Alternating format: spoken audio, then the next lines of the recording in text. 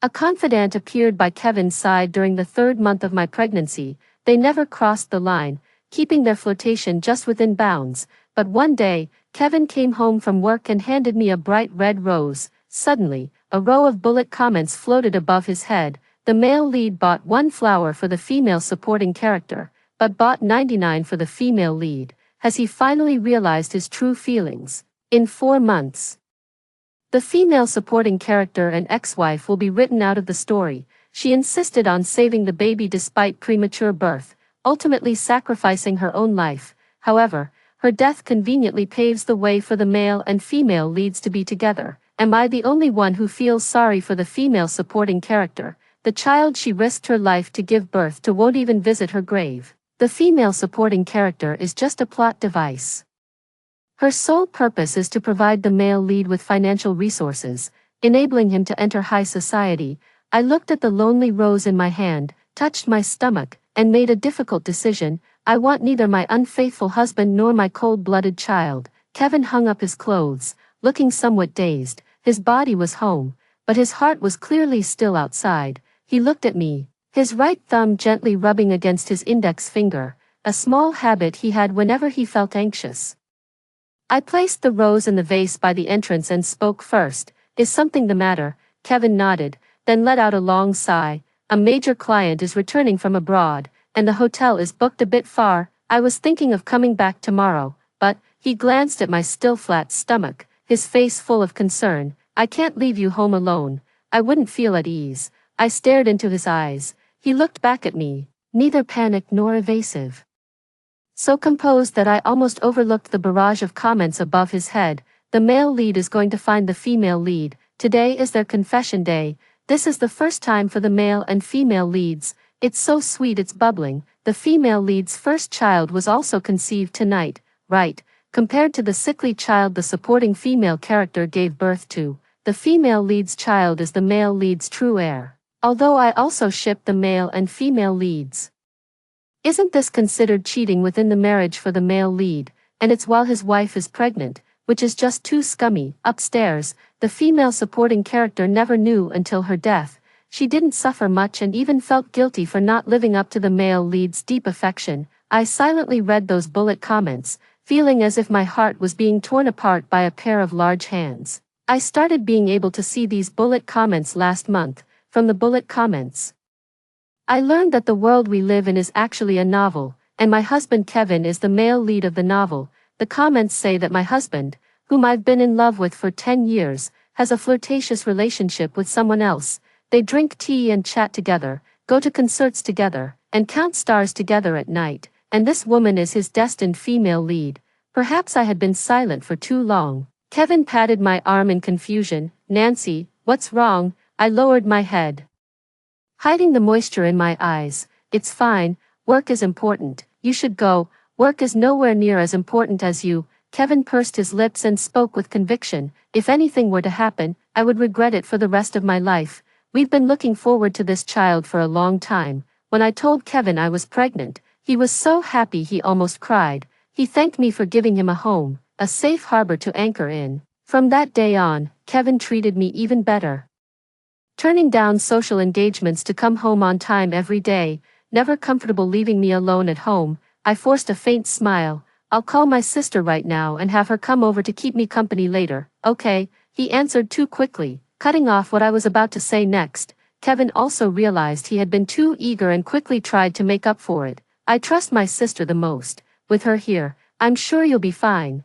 I'll be going now, but I promise I'll be back before 9 tomorrow morning. If anything comes up, be sure to contact me right away. He entered the bedroom to look for a change of clothes. While he was looking for clothes, I took out his wallet, removed all the cards inside, and left only one. He grabbed his bag and hurried away, not even sparing me a glance. Kevin left, and the barrage of comments disappeared along with him. But in the barrage of comments, I still caught a glimpse of the so-called female lead's name. Her name is Sarah. It's actually quite amusing. I know her. She's the secretary of one of Kevin's business partners. I wasn't pregnant at the time and went to a banquet with Kevin. At the banquet, a young woman who had just graduated was nervously following her boss. In a panic, she spilled wine on Kevin's custom-made suit. The boss practically dragged the girl by her hair, forcing her to apologize to Kevin. What use are you? A graduate of some prestigious university, if you can't even hold a glass of wine steady. Kevin was quite put off by the boss's attitude, and I helped smooth things over, so the matter was finally put to rest. The woman, with tears in her eyes, bit her lower lip and thanked Kevin. Her shoulders trembled with each sob, and with her slightly reddened eyes, she looked like a pitiful little rabbit. Not long after, I met that woman at Kevin's company. She had become Kevin's secretary. The woman brought me hot tea, placing it on the coffee table in front of me while half kneeling. Then she looked up at Kevin, her eyes revealing a hint of grievance. I don't quite understand what she's upset about. That strange feeling flashed by in an instant. Kevin explained to me, her name is Sarah. As you saw last time, working under a boss like that, she practically has no human rights. The poor girl just graduated not long ago, and it's really pitiful to see her treated that way. So I let her come to the company to do odd jobs. I spent 3 hours in Kevin's office. During these 3 hours, Sarah came in 6 times, averaging once every half hour, either to change the water or to bring food. The last time was to inform Kevin about a meeting. She stood timidly by the door. President Kevin, the department meeting is about to start. Please proceed to the conference room. Kevin ignored her. Kevin's gaze remained fixed on me, not sparing her a single glance.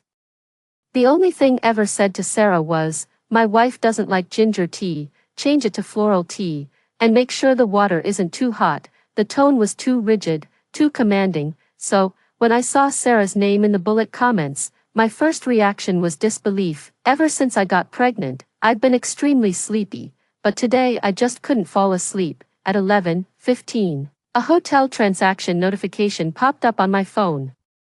The card I left for Kevin is linked to my phone number. Shortly after, Kevin sent me a WeChat message. He said he's been entertaining clients until now, had a bit to drink and is feeling sleepy, so he's about to go to bed. He didn't call me directly to avoid waking me up. He also said many affectionate things, telling me to take care of myself and not to miss him too much. I held my phone, curled up under the blanket, trembling. If it were before, I would have found it incredibly sweet, but now, thinking of him rolling around in bed with another woman while still finding time to send me such a message, my stomach churned. I couldn't hold back any longer. I turned over and got out of bed, vomiting. Without replying to Kevin, I dialed his assistant Hank's number. Hank was my junior from university. After graduation, he couldn't find a suitable job, and his family was facing difficulties. Urgently in need of money, I felt sorry for him and arranged for him to work at Kevin's company. Hank almost knelt down to thank me, calling me his savior and vowing that he would go through fire and water for me if I ever needed anything in the future. After the call connected, I asked Hank, "Kevin said he needs to go on a business trip tomorrow. Is there anything we need to prepare?" The phone line went silent for 2 seconds, but soon gave me an answer. "Yes, the boss is going on a business trip tomorrow. The boss can bring whatever they want. Or nothing at all. I have everything prepared on my end." I tugged at the corner of my mouth, wanting to laugh and cry at the same time. In the end, I praised him. "You really are such a thoughtful assistant. Once the boss returns from his business trip, I'll have him give you a raise." After hanging up the phone, I sat on the sofa, thinking about the bullet comments I had seen. They actually made it very clear. My husband, whom I've known for 10 years and been married to for 6, has changed his heart, and my future would involve suddenly going into premature labor at 7 months pregnant, and to save the child, I would die on the operating table. The company my parents invested in for Kevin was originally meant to be my security, but after my death, it all became Kevin's alone. In the end, he and his affair partner lived happily ever after, while my child resented me for giving him such a frail and weak body. My entire life was only meant to serve as a foil for the male and female leads. On what grounds? Why should I be treated like this? At 6:30 in the morning, I made a decision and drove to that hotel. Just as I was about to take out my ID card to ask the front desk to check the room number for me, the bullet comments appeared again. "Oh my God, the male lead is so strong. After 2 hours of tossing and turning last night, it's still not enough. This morning, he carried the female lead into the bathroom and still wants to get intimate. This is what members should be watching. TSK, the female lead is so lucky. Good thing the 2 rooms next to 502 were empty, otherwise even with the hotel's soundproofing, it would have been unbearable, right? I closed my eyes. It seemed that as long as I wasn't far from Kevin, I could see these bullet comments. I put away my ID and took the elevator directly to the door of room 502, standing at the door. I touched my stomach again. If this child truly resents me for bringing him into this world, as the comments say, then I will grant his wish. The comments seemed to be able to see me, and they raised questions. Whoa, who do I see? Why is the female supporting character here? Why has the plot changed? Shouldn't the female supporting character be at home resting for her pregnancy at this time? Oh no, if the male lead gets caught, it will be a real case of marital infidelity. And the female lead will be tainted. Please no, female supporting character, go back. That scumbag couple was never clean to begin with. How dare they act all righteous while being so hypocritical? I agree, infidelity should never be whitewashed. Why do these trashy man and shameless woman get to be the main characters? The barrage split into 2 factions, scrolling as they clashed with each other. Kevin is someone with a very strong sense of time. If he promised to be home before 9 a.m., he definitely wouldn't break his word. Sure enough, I didn't have to wait even 10 minutes before the door opened. While adjusting his tie, Kevin turned back and gently coaxed, "Go back to sleep for a while. I've already requested leave for you these 2 days. What? Still worried about your salary? I've given you my supplementary card to use as you please." A pair of delicate, slender arms reached out and wrapped around Kevin's waist. Sarah whined and cooed flirtatiously. "You were so rough last night. You hurt me. If you do that again next time, I'll..." So what happened? Sarah didn't finish her sentence, because Kevin turned his head and saw me. His pupils contracted, his body stiffened for a moment, and then he quickly pushed Sarah away, striding toward me. I turned sideways and looked behind him. Sarah was pushed to the ground in a disheveled state, her white nightgown revealing a large portion of her delicate chest. She stared at Kevin in disbelief. The man who had expressed countless words of love to her just last night was now treating her so callously in his panic. The barrage of comments paused for a moment, then quickly began scrolling again. "Oh my, how can the male lead treat the female lead like that? She's your destined one. Just wait until you have to chase her back through a crematorium. And that supporting female character is so annoying. Why does she have to show up now and stir up trouble? The female lead is so wronged and heartbroken. Darling, don't cry. We can also become a strong, independent female lead without the male lead. It really is a chasing the wife through the crematorium scenario. Look, the male lead's wife is clearly about to run away, and it's still uncertain who the male lead will end up chasing. A mistress is just a mistress. How dare she steal someone else's husband and then act all wronged? Supporting female character. Don't back down. Go up there and slap them. I didn't pay attention to the comments anymore. Kevin grabbed my wrist. "Nancy, let me explain." His voice was trembling, too guilty to look me in the eye. I held back the bitterness in my heart and slowly uttered a few words. "All right, explain." I couldn't say much more, afraid that I wouldn't be able to hold back my tears. I thought I was prepared to calmly and indifferently accept this sudden betrayal, but when it actually came to this moment, I realized I still couldn't let it go. I hate it. I hate myself for not seeing the man in front of me clearly. I hate that he trampled on my 10 years of feelings like this. I'm actually not what you think. Kevin thought I would cry or make a scene, but he never expected that I was actually waiting for his explanation. He couldn't bring himself to explain. Of course he couldn't say it. The evidence was right there in front of him. What excuse could he possibly make? Could he argue that he had been playing fight the landlord with Sarah all night in the room, or could he claim that the hickey on his neck was something he gave himself? Kevin's Adam's apple bobbed, his palms slightly clenched. "Let's go home first. We'll talk at home." He blocked my view, preventing me from looking at Sarah, and tried to pull me toward the elevator. I abruptly shook him off. Suddenly furious, "Filth, don't touch me." Kevin's hand froze in place, not daring to move, but his body trembled slightly. I turned to leave but was shoved hard, stumbling. It was Sarah. "How dare you treat him like this? You eat his food, drink his drinks, and still have the nerve to give him attitude. You've taken all the benefits, yet you're still not satisfied." Her face was full of anger, as if she were the one who had been wronged. "I eat Kevin's, drink Kevin's." I let out a cold laugh and looked up to ask Kevin, "Is that what you told her?" I really didn't expect that Kevin attributes everything he has now to his own efforts. That's how he talks about me outside. Kevin's face turned from pale to red, a trace of embarrassment flashing in his eyes. I didn't wait for him to explain any further. I turned around swiftly and slapped Sarah across the face. Kevin, who had come over to hold my hand, immediately rushed to support Sarah. "Nancy, it's my fault.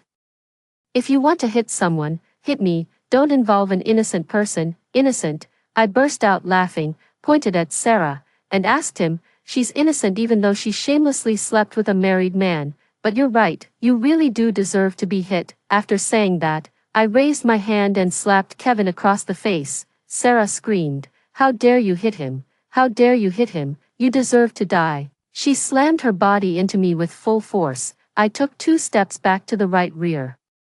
Where the stairs were, Sarah crashed into me, the force so great that I fell backward, tumbling straight down the stairs. As the intense pain hit, I felt someone scoop me up, and Kevin's terrified, desperate cries echoed in my ears. "Nancy, Nancy, no, don't scare me like this." When I woke up again, the air was thick with the smell of disinfectant. Rows of instruments emitted a rhythmic, beeping sound. Kevin sat by my bed, covering his face, and I didn't know how long he had maintained that posture. I didn't call out to him, but instead watched the barrage of comments above his head. The comments said that Kevin had frantically rushed me to the hospital. Sarah knew she had caused trouble and was terrified. As soon as she regained her composure, she immediately hailed a taxi and followed them to the hospital. Sarah explained that she was too heartbroken for Kevin and, upon seeing him being beaten, acted impulsively and made a mistake. She cried, made a scene, and acted coquettishly, but received no sympathy from Kevin at all. Before she could continue begging for Kevin's forgiveness, the police arrived. The hotel had called the police. Through the hotel surveillance, Sarah was identified as a suspect for intentional assault. She cried and hid behind Kevin, begging him to explain to the police, "You can't arrest me. I just made a mistake. It's not my fault." Nancy Owen started it first, but Kevin seemed to have lost his soul, just staring blankly at the operating room door. Logically, Kevin should have also gone to give a statement, but considering that I, the patient, only had him as a family member present at the moment, the police asked him a few questions and then took Sarah away. "Ah, the female lead is so pitiful. Isn't the male lead going to explain for her? Is this going to turn into a tragic story? Doesn't the male lead not love the female supporting character anymore? But the way he looks at her clearly shows he still cares.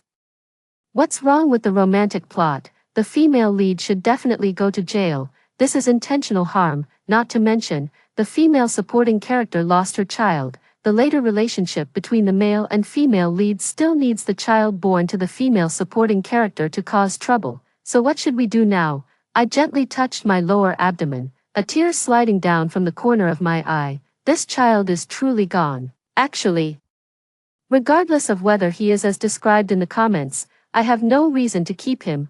How can I love his child wholeheartedly when I despise his father?" My movement caught Kevin's attention. He suddenly lifted his head, his bloodshot eyes filled with the joy of having regained what was lost. Upon encountering my icy gaze, his hope gradually faded away. Kevin stopped going to the company, unless it was for important matters. He would only leave for half an hour. The rest of the time, he stayed by my side. Nancy, I really only felt sorry for her at first. That day, she said it was her birthday and that she had no family in this city, so she wanted me to spend it with her. I never expected that I would. Nancy, it's all my fault. Please don't be angry and harm your health. We can have another child. He kept talking to me, as if it could lessen his own pain. But aside from eating, drinking, and using the bathroom, I spent the rest of my time staring at the ceiling, counting the sounds of the machines. He broke down, grabbing his own hair and sobbing, "Nancy, don't be like this.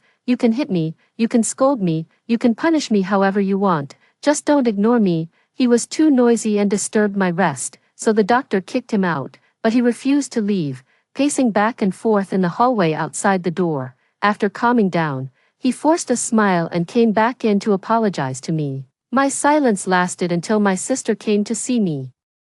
After our parents died in a car accident, my sister became my only blood relative. The moment I saw my sister, I could no longer hold back and burst into tears, hugging her tightly. Without hesitation, my sister punched Kevin in the face. While Kevin went to find the doctor to get his medicine, my sister asked me, "You've loved him for so long.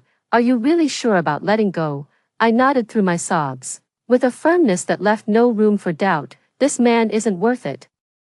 This marriage must end." Kevin rushed in, panicked. "It was really only that one time, I swear. I only made that one mistake. Please give me another chance. Don't leave me. Let's not get a divorce, okay? I'm begging you, Nancy." I was not moved. "You two were at it for 2 hours that night, and you kept saying you loved her over and over, and you were still at it in the bathroom the next morning." I remembered what the comments said and pointed at his neck, arm, and lower abdomen. "She kissed you here, here, and here. How do you expect me to hold back my disgust and touch you again? Just looking at you makes me sick." Kevin's face turned pale. He took 2 steps forward, trembling. How could you know?" He then dejectedly lowered his head and muttered, "I don't love her. I was just momentarily bewitched, putting on an act. Yes, I was just putting on an act. I said I love her, but it's not true." My sister couldn't hold back any longer and grabbed the fruit basket on the table, throwing it at Kevin. "Just playing along. Then when you said you loved Nancy, were you just playing along too?" Kevin shook his head desperately. "I really love Nancy. I've never changed all these years, Nancy. For the sake of all the time we've spent together, give me another chance." He also knows how many years of feelings we've shared, but how could I possibly give him another chance? I stayed in the hospital for half a month. Kevin bought different breakfasts every day without fail, rain or shine, and no one could stop him. Until the day before I was discharged from the hospital, Kevin received a phone call and said he had an important meeting, asking his sister to take care of me. "I'll be back soon. And tonight I'll buy you your favorite chopped pepper fish head." But he didn't come back that night, and naturally, there was no chopped pepper fish head. The next day, when I was going through the discharge procedures, he finally showed up, late as usual. He started apologizing again, then hurriedly helped me pack my things. After putting the slippers into the suitcase, he glanced at me furtively and said guiltily, "I fired my assistant, Hank. I would never keep an assistant around who isn't honest with you." I know he's not feeling guilty because he fired Hank, but because the barrage of comments has started another round of arguments from both sides. The male lead still loves the female lead. He went to the police station to bail her out and even issued a letter of understanding. The male lead comforted the female lead all night. Although he didn't do anything, he gave her 10 million and 2 villas as compensation. This man is so despicable, apologizing to his wife and refusing to divorce, yet still entangled with his mistress. Why is a man like this the male lead? How dare he issue a letter of forgiveness on behalf of the female supporting character? He's not the one who got hurt. I stared at the bullet comments and laughed out loud, then made a call to the police station right in front of Kevin. "I have not forgiven Sarah. The letter of forgiveness signed by my husband was not authorized by me and holds no legal validity." Kevin's face turned pale inch by inch, his trembling hand reaching out to snatch my phone, but he withdrew at the moment he touched me. "You had someone follow me. You don't trust me." "Trust? Kevin, I'm not dead yet. What right do you have to forgive on my behalf?" I smiled sarcastically. "Is he even worthy of my trust? Sign the divorce agreement now, and we can still negotiate. Otherwise, I'll sue to get back all the things you gave Sarah under the name of marital property." Kevin's look at me changed. Guilt was gradually replaced by anger, along with an indescribable sense of powerlessness. "Nancy, stop messing around. You're acting in a way that feels so unfamiliar to me." "Unfamiliar? Who is the one who has really changed?" I once again solemnly propose. "Kevin, let's get a divorce." Kevin still disagrees. I never expected that getting a divorce would be so difficult. Knowing he went to sign the release form for Sarah, I understood that he couldn't let go of this woman, yet he remained indecisive. "Are you afraid of the money my parents invested back then?" "Don't worry, the investment is still valid. Kevin has a great talent for business. The investment my parents made back then multiplied tenfold in his hands, but the majority of the company's shares are still held by me." Kevin's voice lowered a bit. "If I transfer all my assets to your name through notarization, would you consider not divorcing me?" This time, it was my turn to disagree. After being discharged from the hospital, I moved directly to my sister's house. Kevin couldn't stop me. nor was he willing to help. He just stood there blankly, watching from downstairs, watching as the things that once belonged to me gradually disappeared from his world. It wasn't until I had been busy all day that I finally noticed the messages on my phone. Hank called me dozens of times, and my WeChat messages were 99 plus. I opened a few voice messages, and he apologized to me with a sob. "Senior, I had no choice, I'm on the boss's payroll. He warned me that if I leaked the secret, he would fire me. I never expected that President Kevin and Secretary Sarah would actually sleep together. I thought they were just flirting and wouldn't betray their families. Senior, I beg you, please don't let President Kevin fire me. My father's illness still needs money for treatment, so." He had known all along about Kevin and Sarah's ambiguous relationship. He had known all along about Kevin's change of heart. It was only because he was afraid of being fired that he helped Kevin hide it from me, the person who once wanted to kneel and thank me, vowing to go through fire and water for me, ultimately betrayed me. Perhaps it was because Kevin had betrayed me first. But Hank's actions didn't even make me feel angry. I transferred $10,000 to Hank and then blocked him. He will go to Kevin for compensation. He has worked at the company for 5 years, and the N+1 compensation is enough to sustain him until he finds his next job. It's just that there won't be a kind senior like me to help anymore. The next job definitely won't be more comfortable than being an assistant, that's for sure. Kevin didn't give up. He tried his best to minimize his time at the company. And then we had all sorts of chance encounters. I said some really harsh things. I never expected that such heart-piercing words could come out of my well-mannered mouth. Kevin looked very sad and pained, but for some reason, I felt a strange sense of satisfaction. Seeing him upset actually made me happy. To make myself even happier, I hired a lawyer and prepared to file for divorce for the first time. The lawyer said that as long as Kevin doesn't agree to the divorce, there's a 90% chance the first attempt won't be granted. The chances are slim. But I want Kevin to know my determination to get a divorce. Kevin seemed to have gone crazy after receiving the summons. After smashing everything in the office, he came to block me at my sister's building. My sister called the police several times, but it was no use. Kevin still came every day. "Nancy, are you really this heartless? 10 years of feelings. Can you really just let go so easily? Have you forgotten how hard it was for us back then? And how much we've struggled to get to where we are now? Have you forgotten how devastated you were when your parents passed away? It was me who comforted you and helped you step out of the darkness. He is my husband. Isn't it only natural for him to comfort me and help me through the pain? Clearly, he was the one who betrayed our relationship first. Yet he dares to accuse me of being heartless. I don't understand his logic, and that's exactly what I asked. He said, "A prodigal son's return is more precious than gold. You should give me a chance to turn over a new leaf. I know you're holding a grudge, and I'm willing to accept your punishment.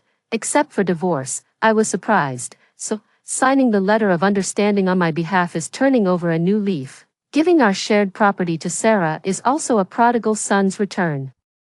Kevin crouched down, holding his head. She had become so emaciated during her detention that she was almost unrecognizable. She called me, begging me to save her. She is still young, and after all, I slept with her. I couldn't bear to see her suffer like that. You couldn't bear to see her suffer, but you could bear to see me suffer. I said through gritted teeth, "Why did my child die? You're shielding a murderer. You're an accomplice. The pain they brought me, how could I bear it alone?" My voice grew sorrowful. That child, I bet it was a boy. His eyes and eyebrows were exactly like yours, and when he smiled, he had a shallow dimple too.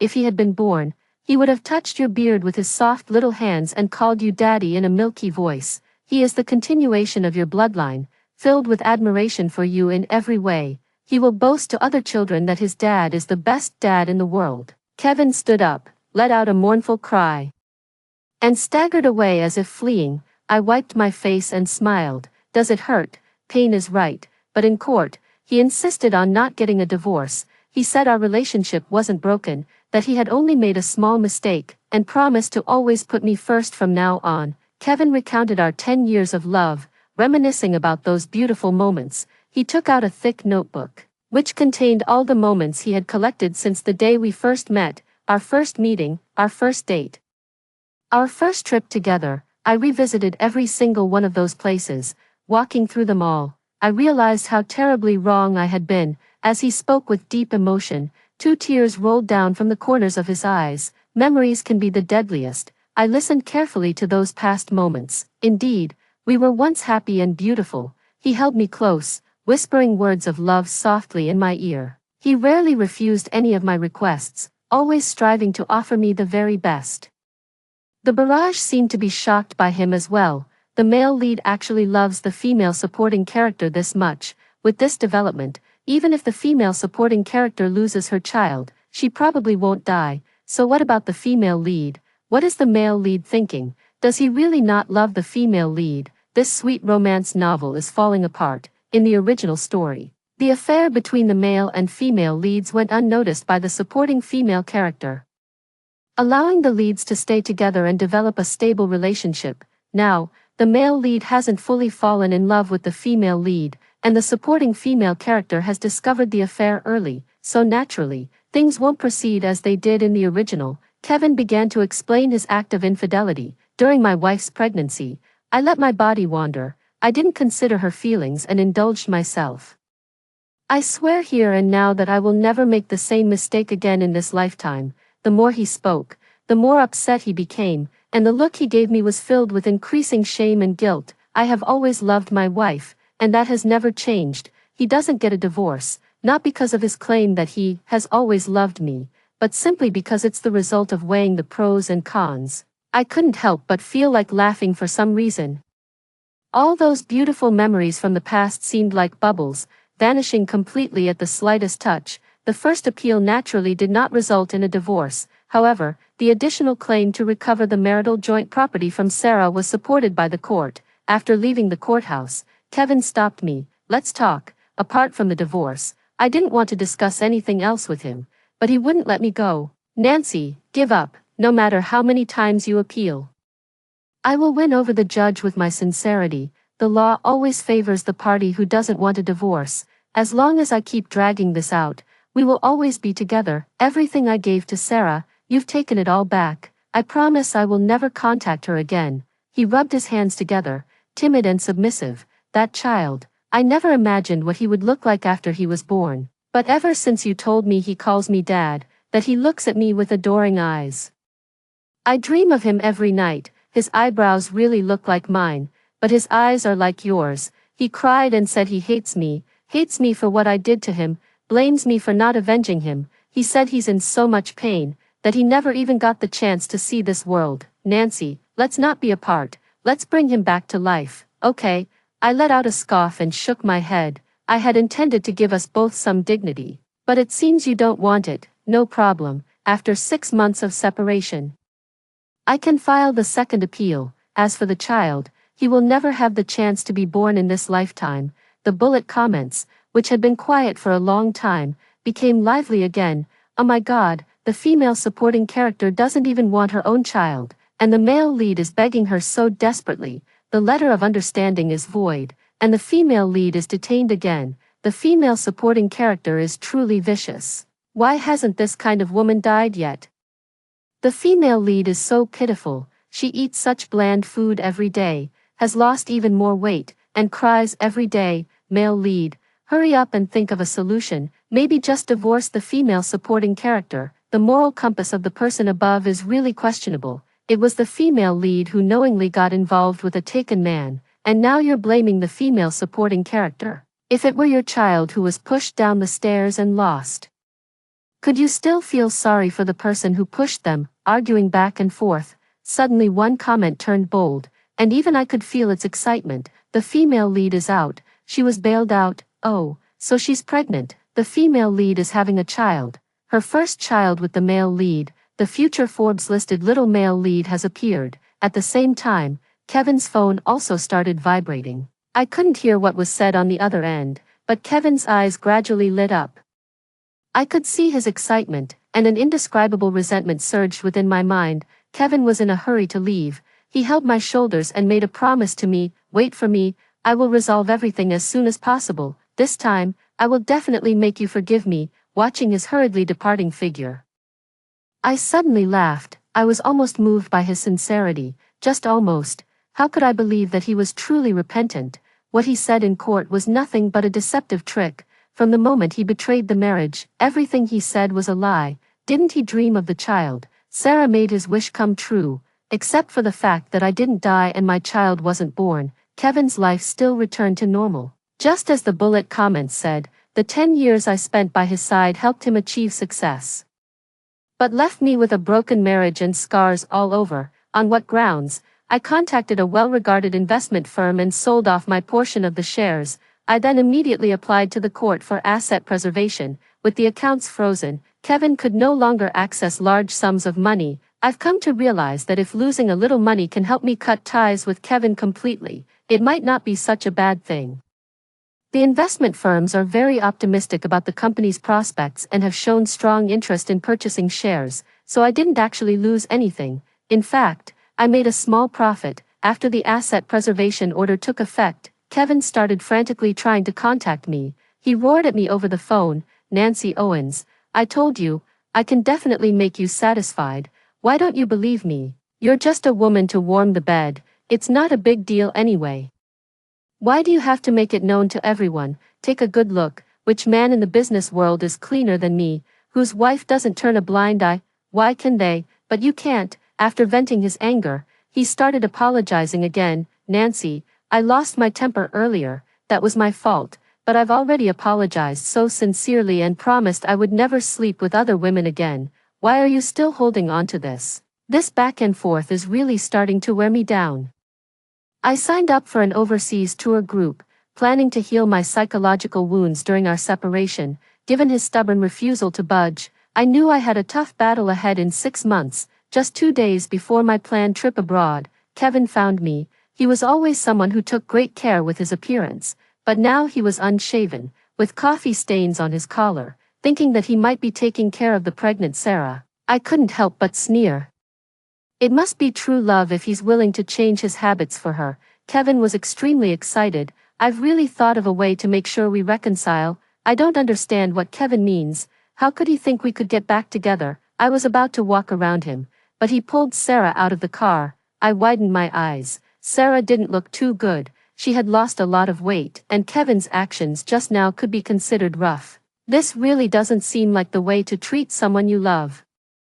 I frowned but didn't speak, wanting to see what they were going to do. Kevin held on to Sarah, who was trying to shake him off, and said to me urgently, "You insisted on divorcing me. Isn't it because Sarah caused you to have a miscarriage? Get rid of her child, as if it's paying for our child's life. As long as her child dies, you'll come back to me, right?" I think Kevin has gone mad. Sarah probably thinks so too. After freezing for a few seconds, she started struggling desperately. "Kevin, you can't treat me like this. It was you who said you loved me, that I was younger and prettier than your wife, that you wanted to divorce her and marry me. That's why I slept with you. The child I'm carrying is the fruit of our love. How could you bear to hurt him?" Sarah was in tears, her sorrowful expression and pale face making it hard for anyone not to feel pity for her. Kevin lowered his head, his gaze towards Sarah devoid of any warmth. A fierce glint flashed in his eyes. "I only love my wife, Nancy Owens, and I have never loved you, Sarah. Let's be completely honest. If I didn't have money, a company, or status, would you have even looked at me? Only Nancy came to me when I had nothing, and we've been together for 10 years. Because you seduced me, you made me lose my child, and made Nancy despise me. How could you not deserve to die? Besides, you're so wild in bed. Who knows whose child you're carrying?" I stared blankly at the man before me, as if I were seeing him for the first time. His gentle and gentlemanly side had completely vanished, and his bared teeth looked as if they were ready to devour someone. The barrage completely exploded. Oh my God, how did the male lead become like this? He actually wants to abort the female lead's child just to win back the supporting female character. The male lead has gone crazy. The female lead has suffered so much. How can he not see any of it and still help the supporting female character hurt her? I told you this is a tragic story. Once the child is gone, the male lead will probably regret it, then chase after the female lead again, and make the supporting female character pay with her life for their child. Forget about the article. I only care about whether the female lead's first child can be born. Although I do hate Sarah, the one who truly harmed me is Kevin. An eye for an eye.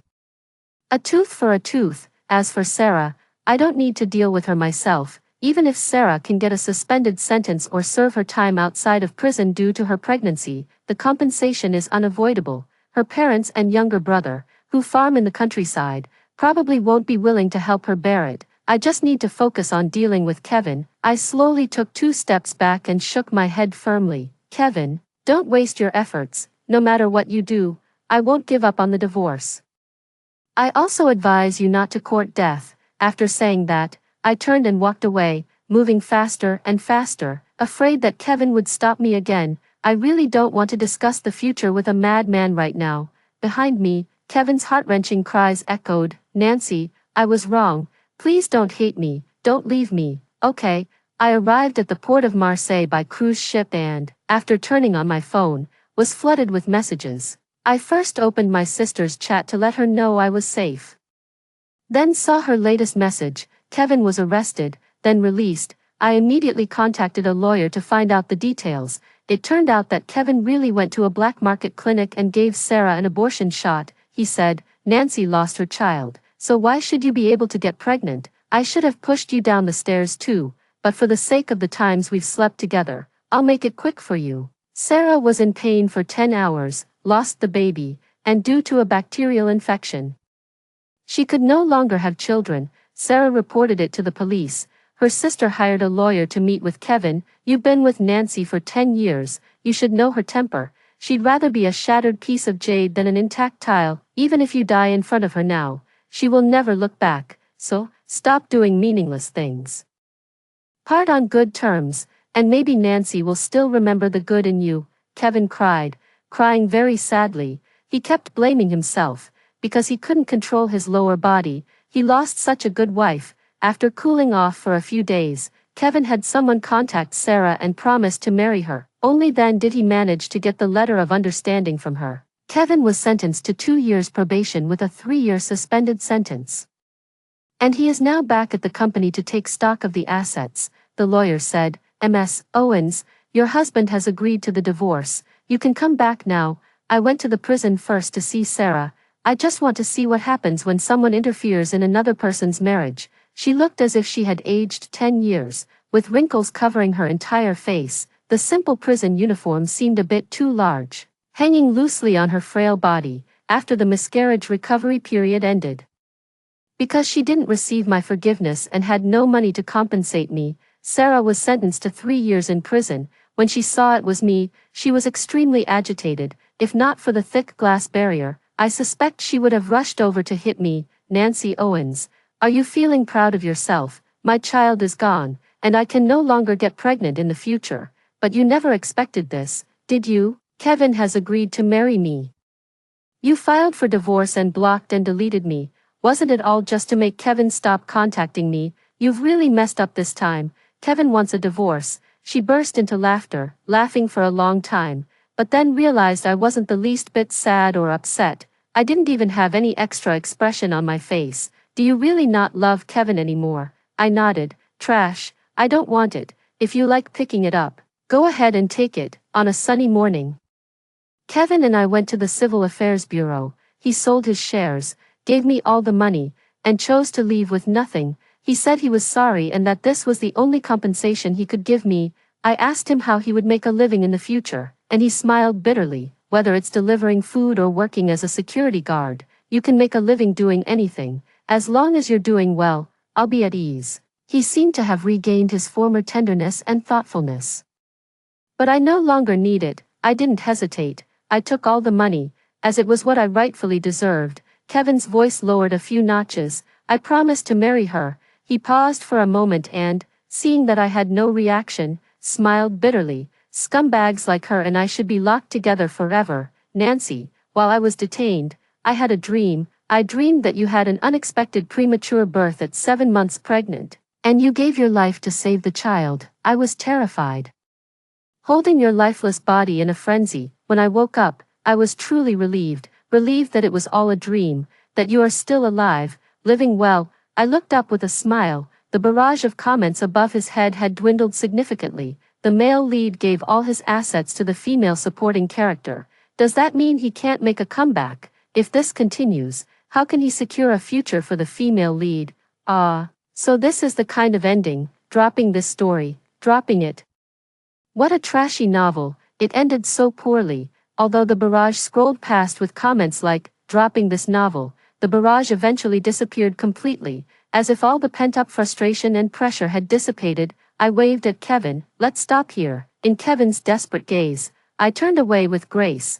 After hearing the first story above, what are your thoughts? Feel free to share your opinions in the comments section. Next, there is another similar story. Let's continue to see.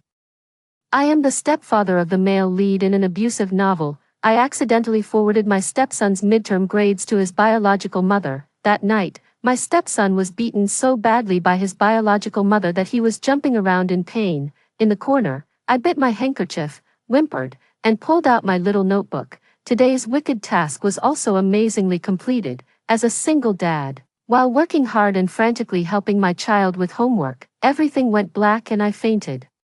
When I woke up again, I heard a ding sound in my mind. An emotionless voice rang out, "Welcome, host, to the world of the angst-filled novel, the CEO and his wife's heart-wrenching love. Your mission this time is to torment the male lead. You can now choose between the following two identities. First, become the male lead's stepfather. Second, become the male lead's mother's first love.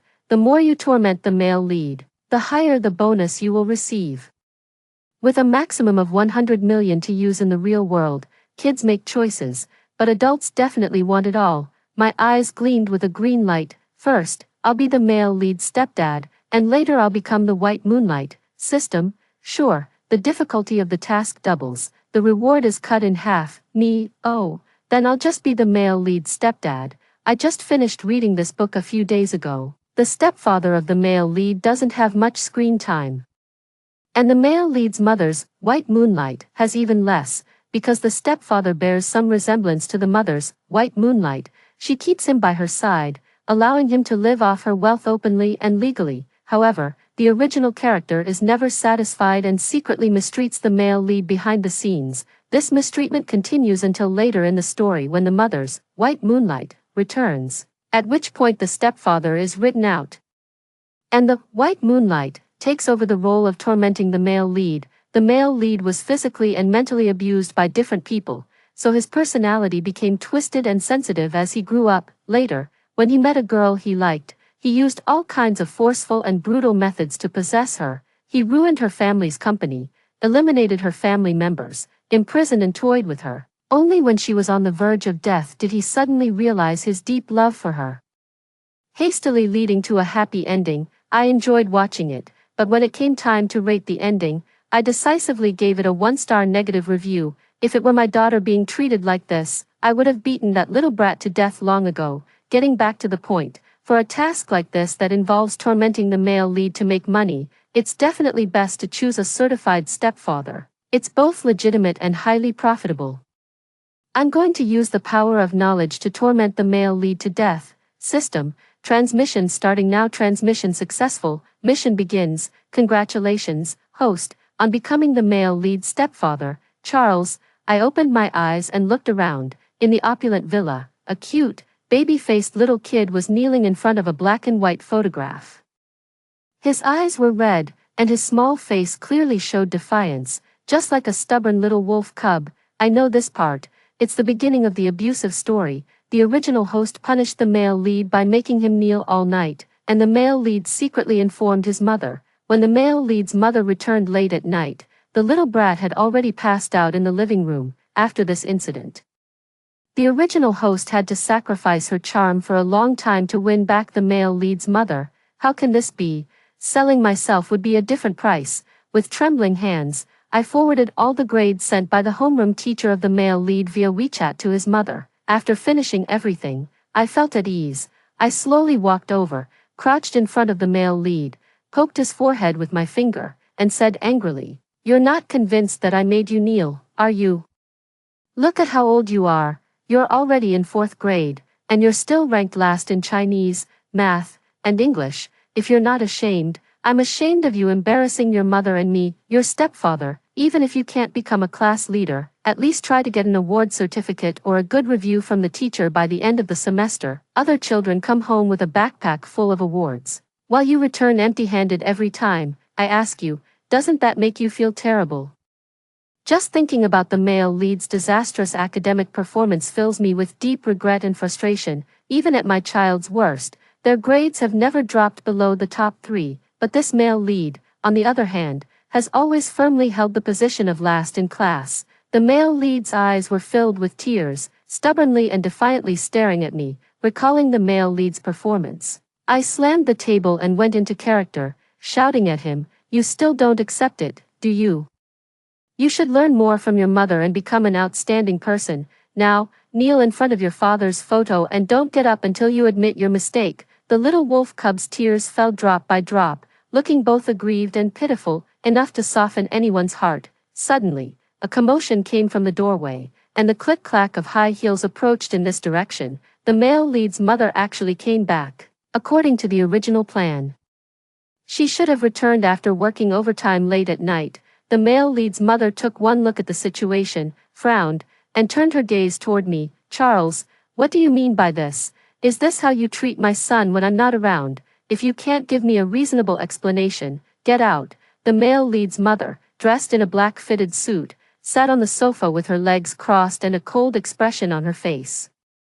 Her posture and gaze clearly indicated she was listening to a subordinate's report. In the book, the male lead's mother was nothing more than a money-providing ATM, with very little screen time. In other words, if the male lead's mother hadn't been frequently absent from home, how could the stepfather have been so brazen in his abuse of the male lead? How could the male lead grow up twisted and broken to ruin other people's daughters? The male lead did try to seek help from his mother, but she simply dismissed it as teenage rebellion. Later, she encountered her first love and became busy playing the game of she chases, he flees, naturally overlooking the male lead's unusual behavior. Such a chaotic situation like this is a piece of cake for me now. I trotted over to stand in front of the male lead's mother, pouting with a pitiful expression as I said, "You actually scolded me. You actually raised your voice at me like that. You're either on business trips or buried in work all day.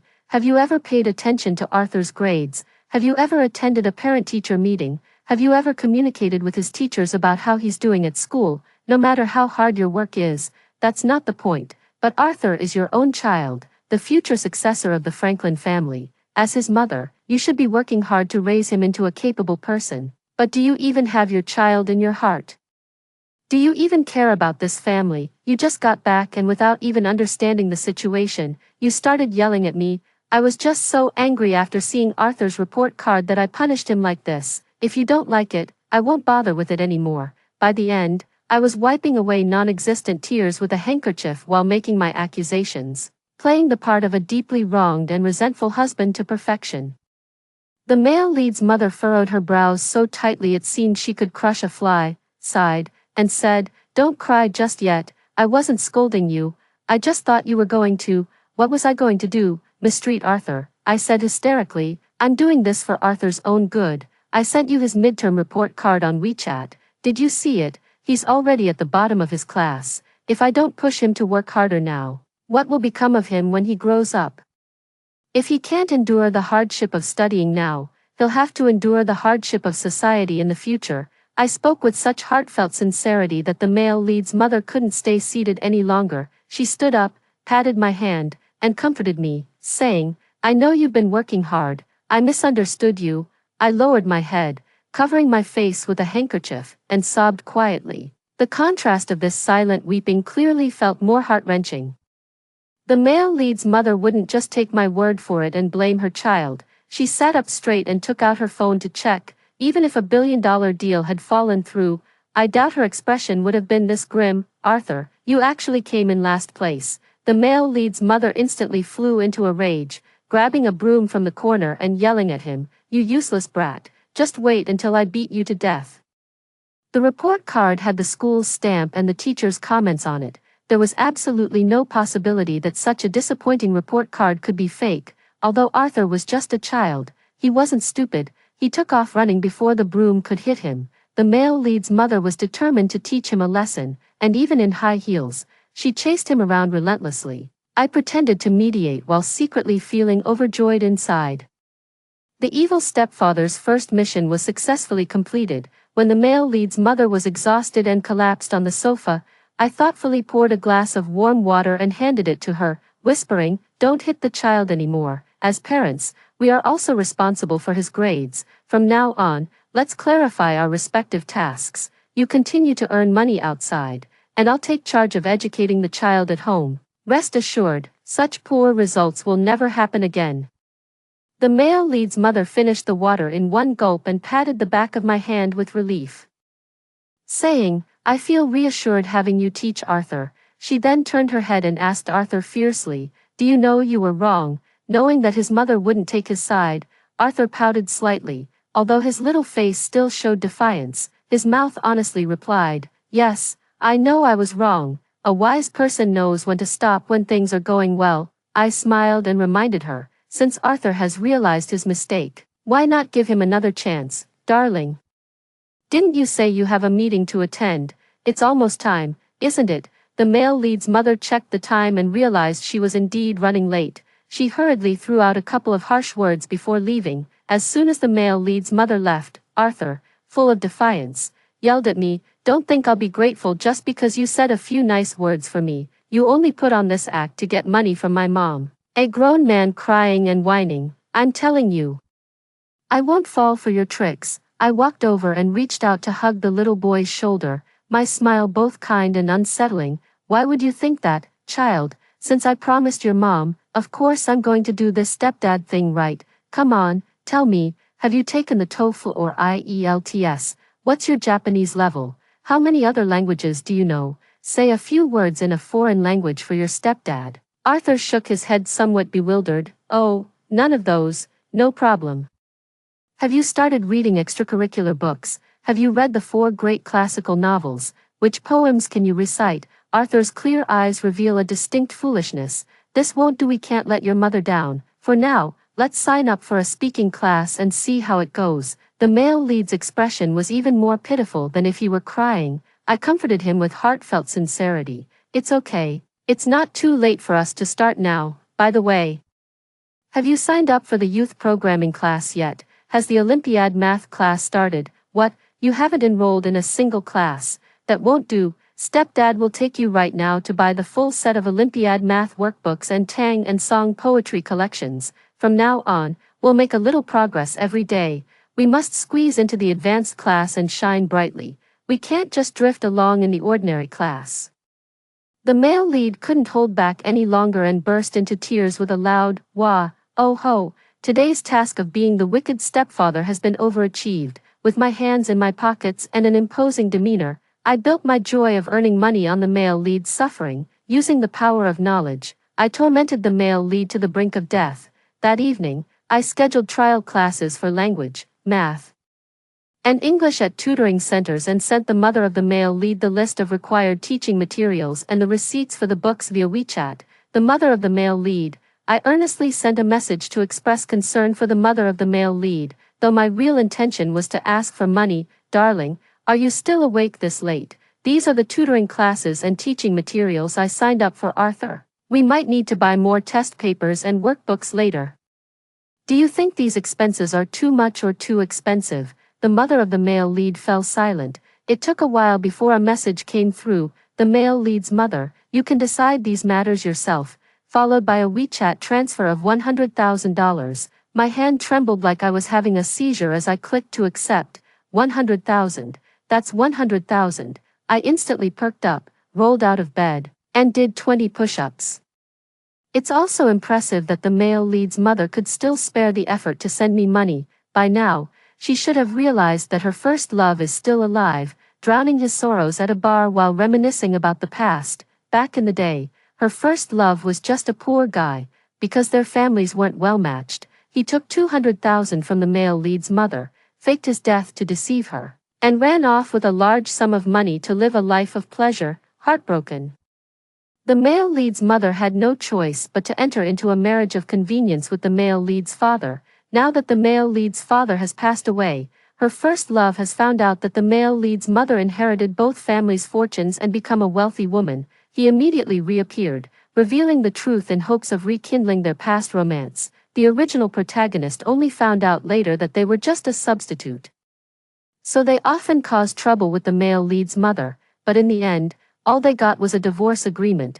The original protagonist was just a salesperson selling drinks in a bar, so they couldn't really be considered a decent person. They used some tricks to catch the male lead's mother's eye, climbed into her bed, and successfully moved into the villa. Even if they were a freeloader, they should still have some pride. Money is the whip that drives the poor forward. After unexpectedly gaining so much money, I worked even harder to use the power of knowledge to make the male lead cry. Every day, I wake up at 6 a.m. to memorize Tang and song poetry. During school, I run while listening to spoken English with headphones. After returning from school at 4:45 p.m., I start with half an hour of jump rope, then attend tutoring classes, followed by solving Olympiad math problems and doing test papers. In the evening, I review and check the day's progress. If the results don't meet my expectations, then don't even think about sleeping. A month passed amidst the male lead's incessant wailing and howling. The school's unit test papers were handed out, and the male lead stared blankly at his score in disbelief. I scored 95 points. Just a month ago, the best he could have managed was 59 points. Not even a single point more to reach a passing grade. I had Arthur hold up the test paper, and while he was still dazed, I snapped a few photos before patting his shoulder with satisfaction and walking away. I casually opened the male lead's mother's WeChat, selected the photo where Arthur looked the silliest, and sent it over. Me, darling, look how much Arthur has improved. He's already in the top 10 of his class now. I believe it won't be long before he takes the first place. Our child is truly the best. Then, I sent over an Ollie meme. The male lead's mother was clearly a bold and straightforward person. Without a second thought, she directly transferred $500,000, counting all those zeros. I couldn't help but climb onto the windowsill and let out a howl at the round, bright moon. Whoa, I had just stepped down from the windowsill, feeling refreshed, when I turned around and saw the male lead standing in front of me like a ghost. I was so startled that I took several steps back. Oh, damn. I mean, sweetie, why are you standing here? Do you also want to let out a few shouts to vent your emotions? Arthur was still holding 3 test papers in his hand, probably still feeling unsettled about scoring so high. He looked at me with a complicated expression. Don't you find this liberating? I reached out and hooked my arm around his shoulder like a good buddy, enticing him. This kind of thing can be addictive. Once you try it, you'll understand the magic. Really, I encouraged him. You won't know if it's true or not until you try. I climbed onto the balcony and pushed the windows wide open, extending my hand in invitation. Come give it a try, babe. Arthur hesitated no longer, climbed onto the windowsill, and imitating my posture, let out a dry howl toward the moon. His eyes instantly lit up, and he excitedly gave me a thumbs up. Not to be outdone, I continued with my own dry howl. We just howled at the moon, each trying to outdo the other in volume, until midnight. It wasn't until the police showed up that we reluctantly climbed down from the windowsill. Arthur's grades improved at a pace that was clearly visible to the naked eye. From time to time, I would give him some advanced problems to solve, successfully earning his pitiful, resentful glances, while eagerly tormenting the male lead to complete tasks. I also work hard at living off others. The villa's kitchen is equipped with the latest microwave, electric oven, and air fryer. In my spare time, I put on my cute pink rabbit apron and bake my favorite strawberry cake, enjoying a peaceful afternoon. I have to say, these air-shipped strawberries are incredibly large and sweet. There's only one word to describe eating them: amazing. Just when life is at its most comfortable, some troublemakers always seem to appear. I saw someone mentioning me in the WeChat group on my phone, and I frowned as I clicked to check. Someone was actually complaining about our child, Tom's mom. Is Arthur's dad here? I have something I must say. Your Arthur has gone too far. He actually hit our Tom. I'm telling you, you must apologize and compensate, or don't blame us for pursuing this to the end. I tried hard to recall and vaguely remembered this person. Tom's mother and the male lead's mother were classmates and also love rivals, both having a crush on the same white moonlight. However, that white moonlight chose neither of them, all for the sake of money. After learning about this relationship, I instantly understood. They're just here to pick a fight. I immediately tagged Tom's mom back. This parent, everything requires evidence. You're saying our Arthur did such a thing. Do you have proof? You can't just blame us if your child got hurt from their own fall.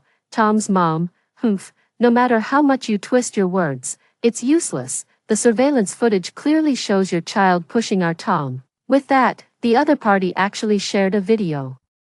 I opened the video, which was only a few seconds long. The footage only showed Arthur giving Tom a push, and nothing more beyond that. If I didn't know this was a video, I would have thought it was a GIF. With the video released, Tom's mom became even more smug. Tom's mom, see the evidence. It was Arthur who pushed Tom. If you don't apologize to us in person, this matter isn't over. I watched the video several times carefully and just snorted at Tom's mom's words.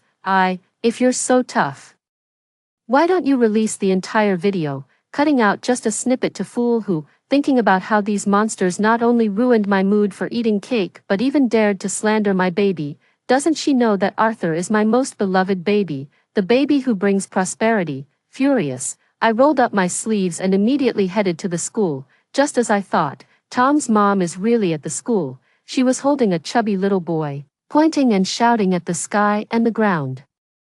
And Arthur stood opposite her, his cheeks puffed out and his eyes red, like a wolf cub who had been greatly wronged. Someone actually dared to bully my baby.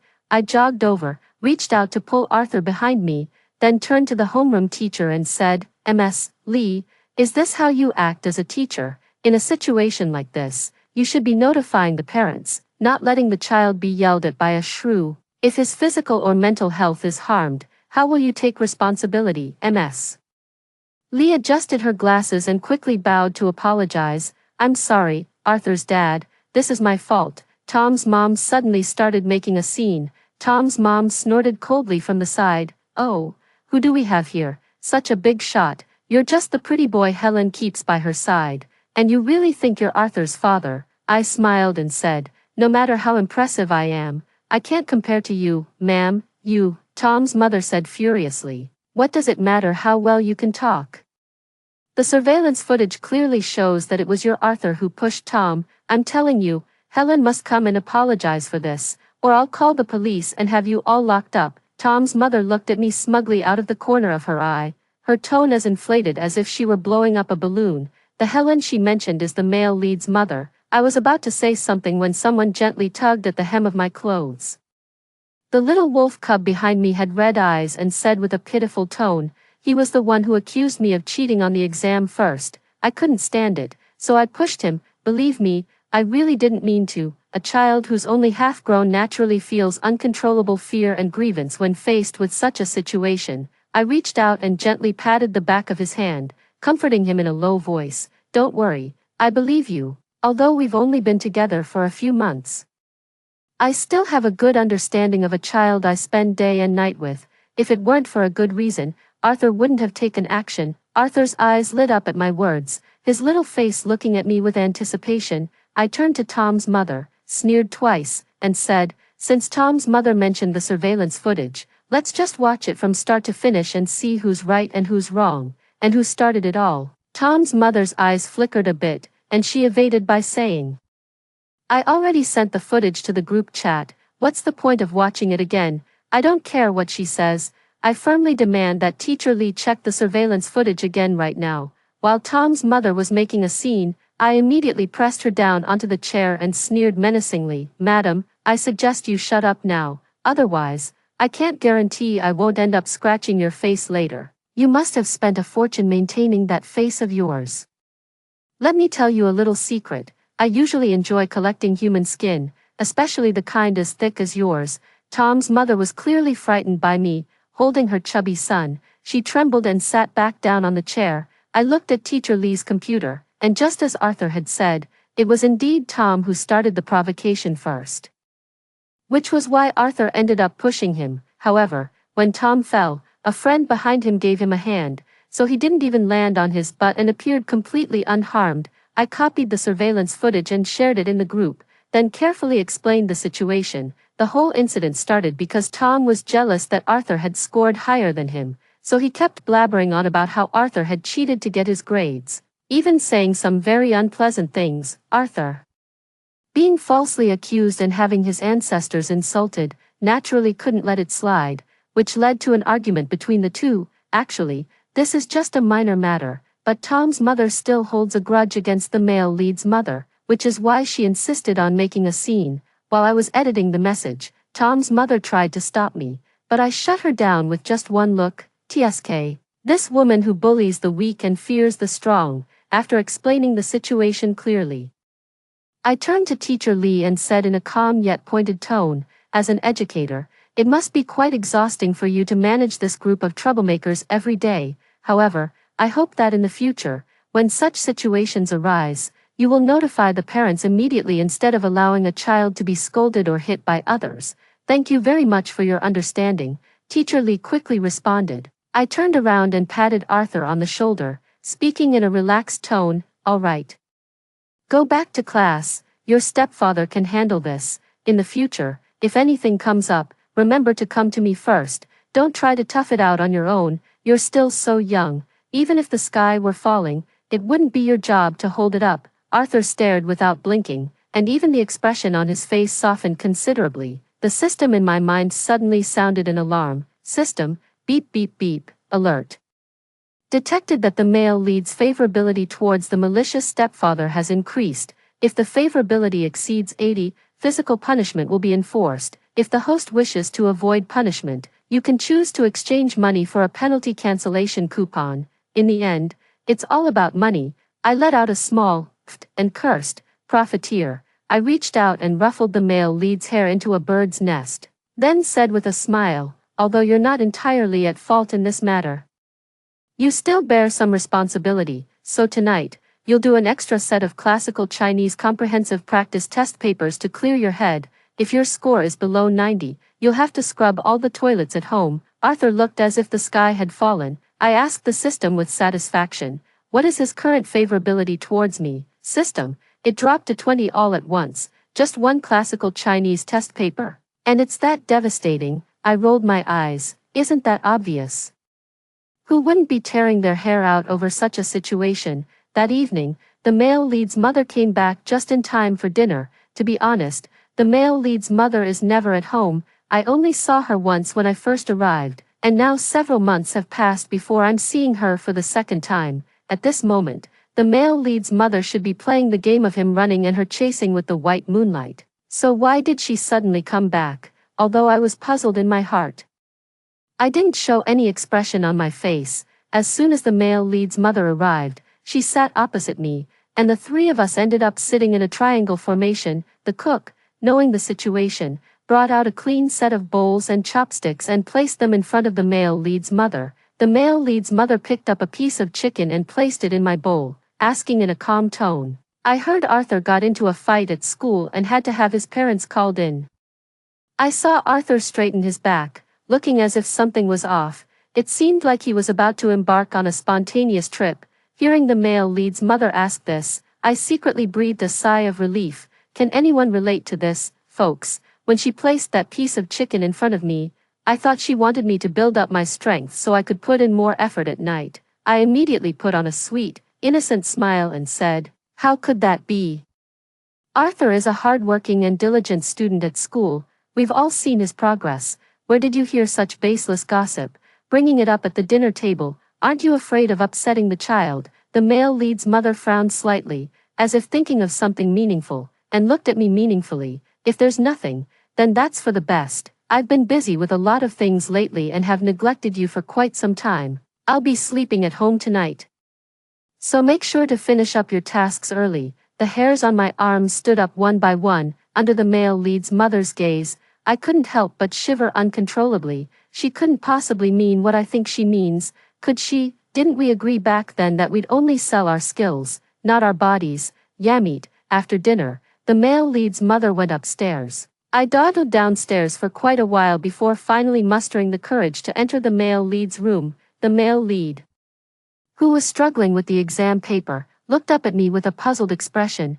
Is it time to collect the papers already? I've only been working on it for half an hour. As he spoke, he handed the exam paper to me with a look of deep regret. I clearly felt my whole heart was unsettled.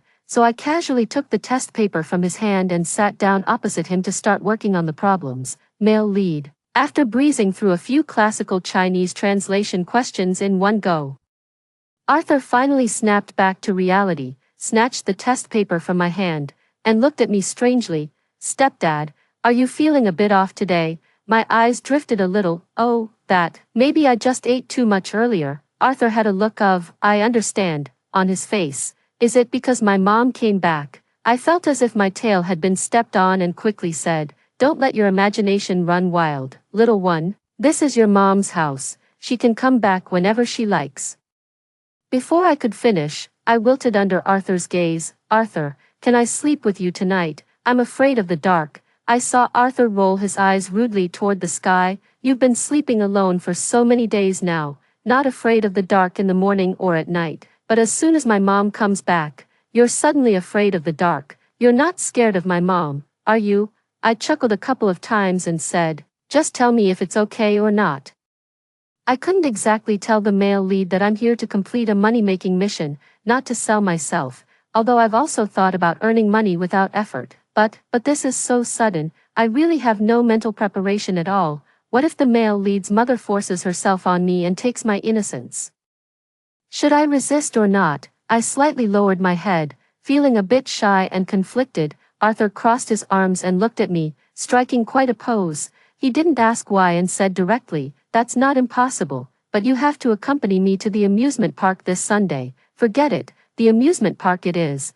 My innocence is at stake. Trading one trip to the amusement park for my innocence is still worth it." I nodded with tears in my eyes. When I woke up the next day, the male lead's mother had already gone to work. Looking at the scattered rose petals in the room, I shuddered violently. Since I had promised Arthur to go to the amusement park, I was determined to keep my word. However, before we went out on Sunday, I made him recite a classical Chinese essay for me, and successfully earned an eye roll from him. Then I took him straight to the largest amusement park in the city center and accompanied him on various thrilling rides. Arthur, who usually acts like a little adult, almost went wild with excitement. As the sun began to set, I had Arthur sit on a bench to rest while I went to buy 2 ice cream cones.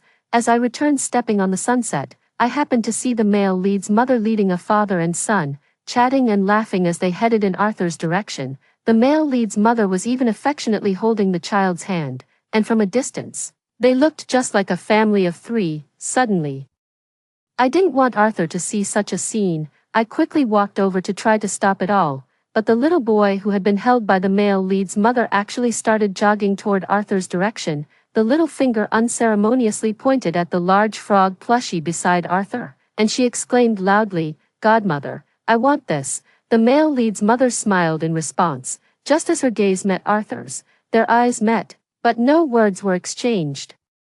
What the hell kind of awkward situation is this? I quickly stepped in before the male lead's mother could speak, smiling as I smoothed things over. "Darling, what a coincidence.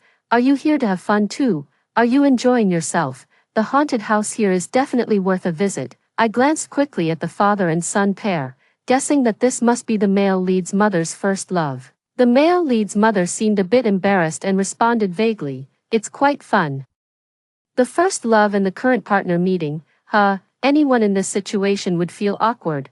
As if I knew nothing, I warmly greeted them. "Are you heading back? We were just about to leave too. Would you like to go together? It's more lively with more people." I saw the man beside the male lead's mother gently tug at her sleeve. The male lead's mother's expression stiffened for a moment before she replied, "No need. I still have to see them home later, and I won't be back for dinner tonight." When the male lead's mother said this, the man gave me a smug look, and even the child beside him made faces at us. I was afraid that Arthur would overthink if he stayed any longer, so I turned around, shoved the ice cream into his hand, and quickly grabbed the things on the long bench. "All right then, we'll head back first. The child is tired after playing all day." After saying that, I immediately led Arthur away. I could even hear the child whining to the male lead's mother for a toy from a distance. I sighed, suddenly unsure of how to comfort Arthur. "System, host, please maintain the persona of the wicked stepfather. Oh, even if the sky falls, the persona must not crumble." I took the disheartened male lead into the bookstore and directly bought the final exam papers for Chinese, math, and English from various regions. When we came out, the male lead's face was already expressionless. And he even seemed on the verge of tears. I excitedly took out my little notebook and started recording. It seems my 100 million is almost within reach. Since that day at the playground, Arthur has become much more quiet and reserved, although he still attends his training classes as usual, does his homework, and occasionally talks to me. I can't help but feel that he has suddenly matured a great deal. Sometimes, watching him from afar, I can't help but feel a sense of pride. As if my own child has grown up. Although the male lead's mother continues to be a missing person, she regularly transfers money to my WeChat. Looking at the increasing amount of spare change and the daily earnings from internet, I resisted the urge to howl out the window. The feeling of living off someone else like this is really great. On the day the final exam results were released, Arthur unsurprisingly ranked first in the class.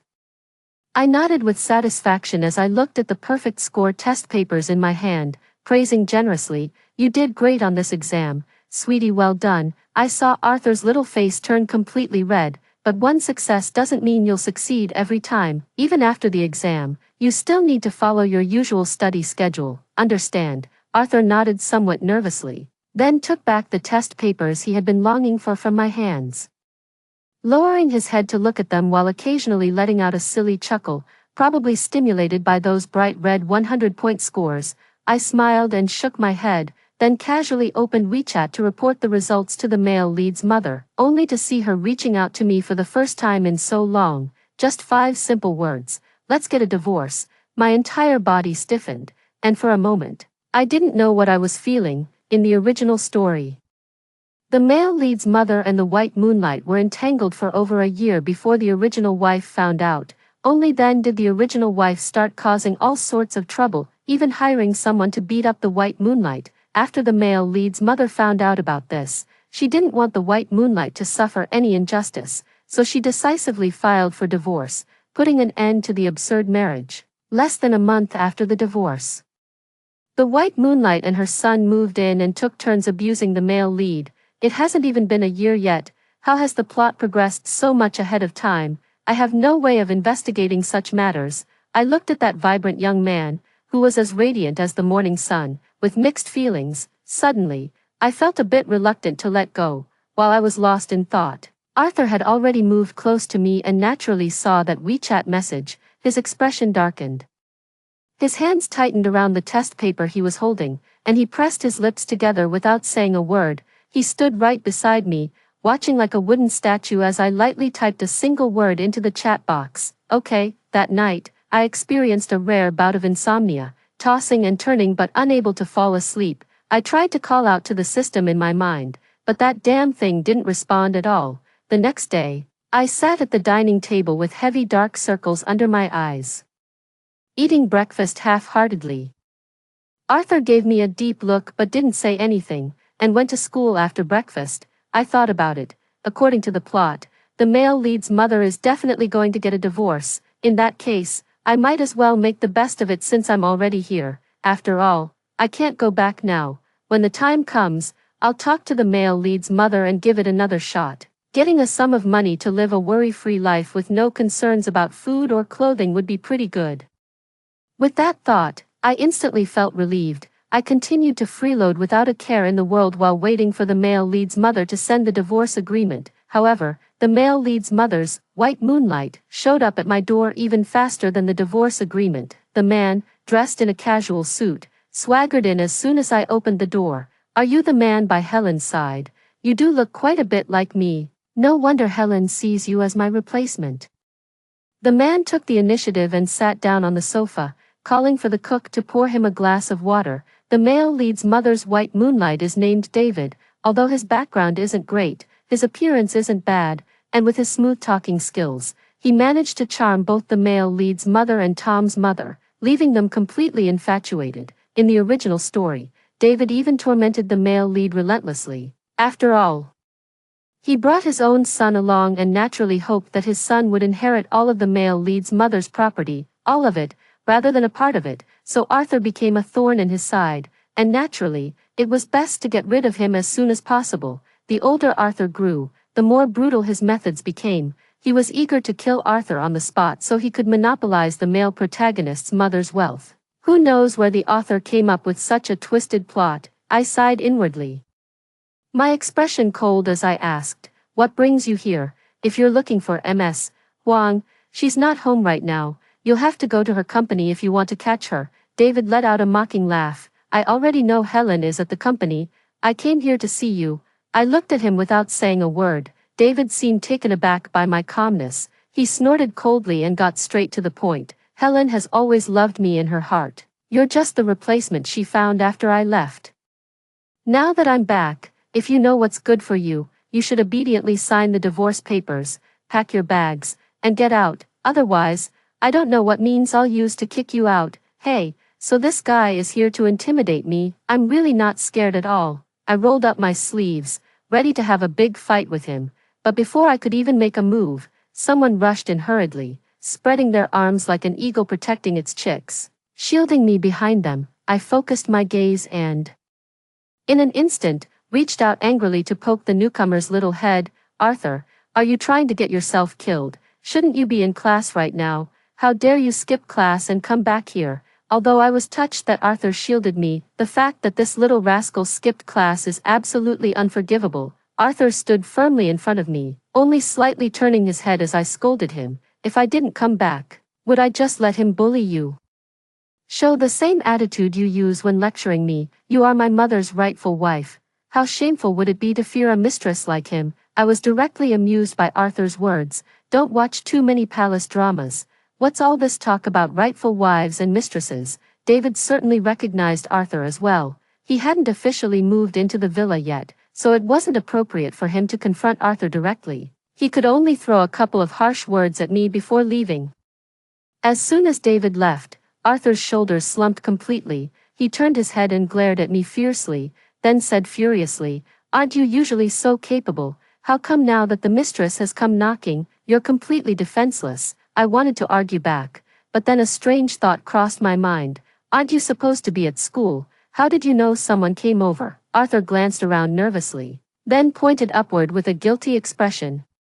"There are surveillance cameras at home, right? They can intelligently recognize unfamiliar faces and send a message to my phone to confirm whether to call the police." I looked at the blinking surveillance camera in the corner of the ceiling and suddenly understood everything in my heart. I figured it must be because this little guy saw David coming to give me a hard time and was afraid I'd be bullied. So he rushed back in a hurry to stand up for me. To be honest, the extent to which Arthur went for me, it would be a lie to say I wasn't moved. With tears in my eyes, I patted him on the shoulder.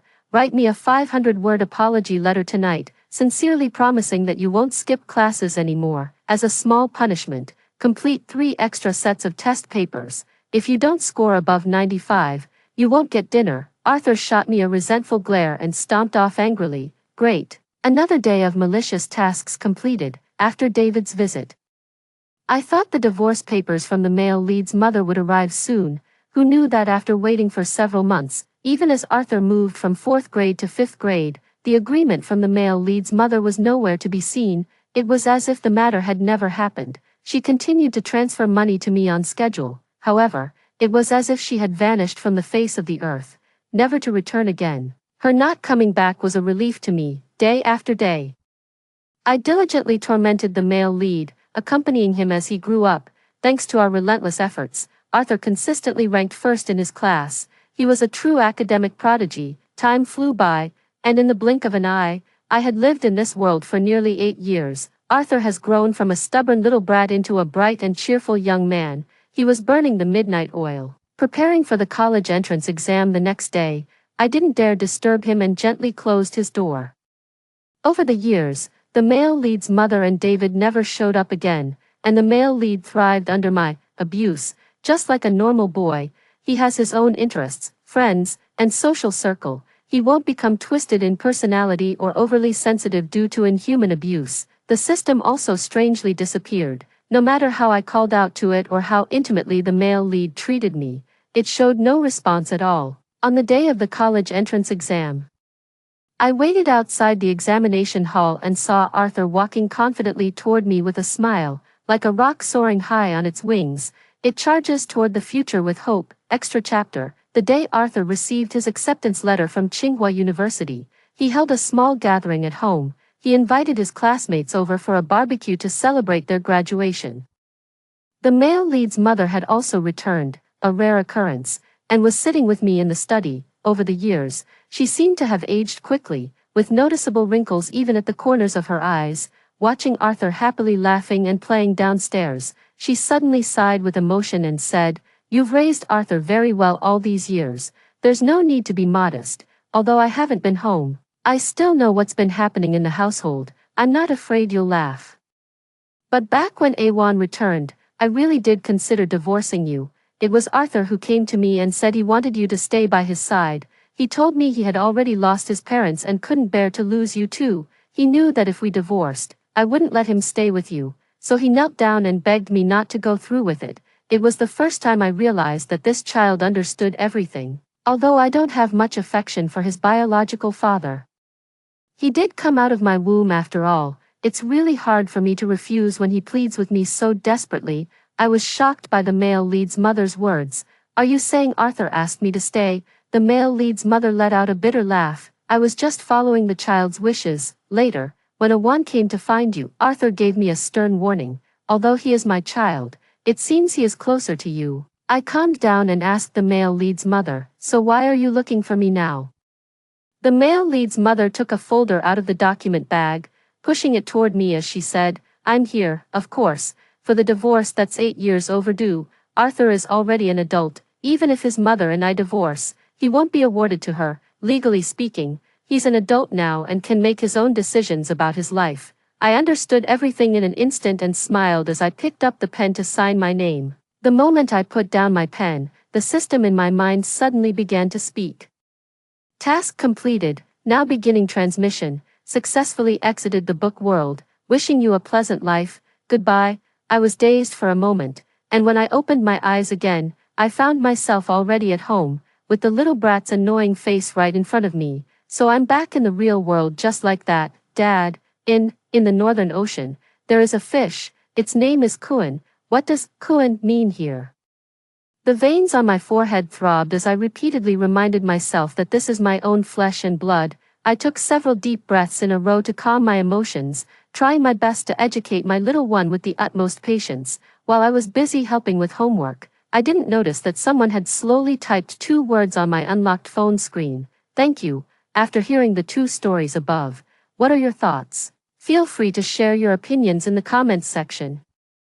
Looking forward to hearing from you. If you liked this story, don't forget to like it, share it, and subscribe to my channel. See you next time.